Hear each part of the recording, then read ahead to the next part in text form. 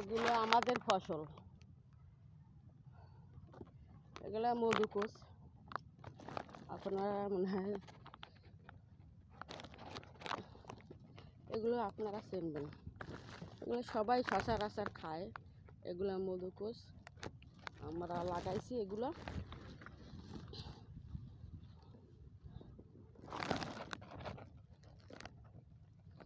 এগুলো আমরা লাগাইছি এই মধুকুসগুলো। তাই আমি এগুলো আসি না, সহজ একটা আসা পড়ে না, মানে এদিকে পানি তারপরে জোক আছে, তার জন্য আমি আসি না। আজকের আসলাম, অনেকদিন পরে দেখতে আসলাম যে কীভাবে ফসল হইলো, এটা দেখতে আসি। তাই আপনারা দেখেন, এগুলো আমার এটা এটা তরকারি। এই গাছগুলো তরকারি, মানে মধুকুস আছে না, এই মধুকুস এইগুলো, এই যে তরকারি এই একটা হয়েছে, এই যে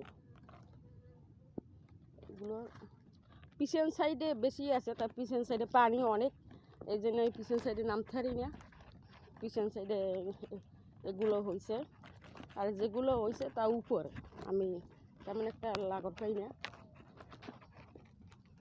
আর এর ভিতরে মনে করেন সাপটা চাই থাকে। এই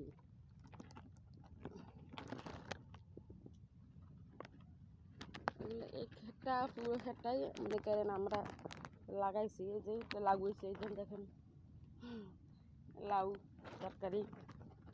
তারপরে এই যে আপনাকে সেদিনকে আমি শাক দেখাইছিলাম, এই শাকগুলো, এই শাকগুলো আমরা বিক্রি করে ফেলাইছি, তার জন্য তেমন একটা ভালো এখন দেখা যায় না।